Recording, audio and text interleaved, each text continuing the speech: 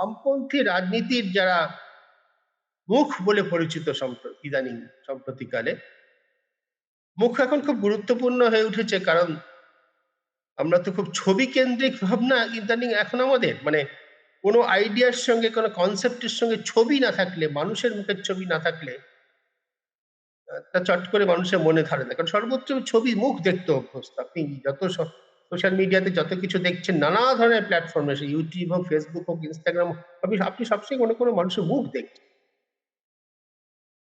এই যে মুখগুলোকে খুব বেশি করে দেখা যাচ্ছে, তরুণ মুখ, উজ্জীবিত মুখ, তারা কিন্তু দীর্ঘ 5 বছর সময় পাচ্ছেন মানুষের সঙ্গে আরেকটু বেশি সম্পৃক্ত হওয়ার।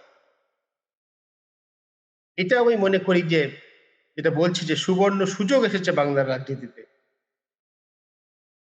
সেই সুযোগটা এটাও বটে। ভোটের ফলাফল তো দূরস্থান, মানুষের মন বুঝতে সবাই ভুল করে। একথা বলা দরকার যে এবার পশ্চিমবঙ্গে ভোটের ফলাফল আন্দাজ করতে সকলে ভুল করেছেন। এমনকি যারা জিতেছেন তারা, যারা হেরেছেন তারা তো বটেই।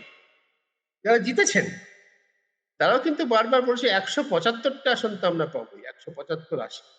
তারা ভাবেননি যে তারা 175 থেকে সংখ্যাটা বেড়ে 210 হবে, 35টা বেশি। মনে রাখা দরকার, 175 থেকে 35টা কম হলে কিন্তু 140 হয়, সেটা কিন্তু আর মেজরিটি হয় না। যখন জিতে গেছেন তখন অবশ্যই বেশি আসনগুলো খুব মধুর লাগে। যদি না জিততেন তাহলে কিন্তু ওই 35টা ভুল খুব বড় ভুল হিসেবে প্রতিপন্ন। বামপন্থীরাও নিশ্চয়ই এই নির্বাচনের ফলাফল আশা করেননি। তারা হয়তো আরেকটু ভালো ফল আশা করেছিলেন, সেটা বোঝাই যায়। কিন্তু ভোটের আগে তাদের কিছু আচরণ, সেগুলো সম্পর্কে তারা কি যথেষ্ট কাটাছেঁড়া করছেন? 34 বছর যারা রাজ্য শাসন করেছেন, সেই ইতিহাস কি এখনো তাদের মাথার উপরে বোঝার মতো চেপে আছে? কারণ আমরা এবারও দেখেছি, কংগ্রেসের সঙ্গে সহযোগিতার কথা বলছি না, কংগ্রেস এবার ইচ্ছা করেই বামফ্রন্টে হাত ছেড়েছিল। ভবিষ্যতে হয়তো কখনো ধরতে পারে, নাও ধরতে পারে, আমি তাদের কথা বলছি না। আমি অন্যদের কথা বলছি, আইএসএফ এর কথা বলছি, এমনকি সাবেক বামফ্রন্টের শরিক তাদের কথা বলছি।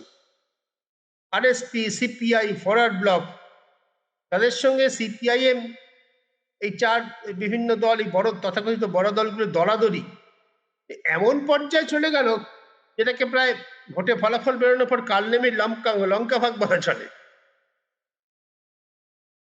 কেউ তো বলতেই পারে, আরে মশাই এত করে শেষ পর্যন্ত জিতলেন তো একটা আসন, 293টার মধ্যে একটা আসন তো জিতলেন, বাকিগুলোর ভাগাভাগি কে কোথায় লড়বে তা নিয়ে এত তর্ক বিতর্ক, এত আলোচনা।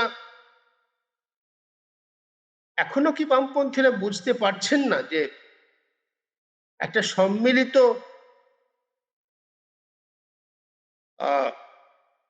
আদর্শগত লড়া প্রয়োজন? কংগ্রেস সেটা বুঝতে পেরে পশ্চিমবঙ্গের বিগত 4টি নির্বাচনে, লোকসভা বিধানসভা মিলিয়ে বামপন্থীদের সঙ্গে ছিল। কারণ একটা আদর্শগত লড়াই বিজেপির বিরুদ্ধে, এটা অনেকেই মনে করেন রাহুল গান্ধী লড়ার চেষ্টা করছেন। এ বিষয়ে মতদ্বৈত থাকতে পারে, কিন্তু অনেকেই মনে করেন সে আদর্শগত লড়াইটার যেখানে জায়গা, সেখানে এই কালনেমির লঙ্কা ভাগ এর তাৎপর্য কি? আমি মনে করি, আমি আশা করি বামপন্থীদের মধ্যে এ নিয়ে আলোচনা হবে, তারা এ নিয়ে নিজেদের প্রশ্ন করবেন।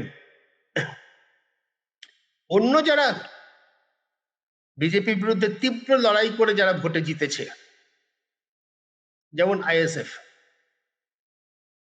তাদের ভূমিকা কি হবে? তারা কতটা আদর্শগতভাবে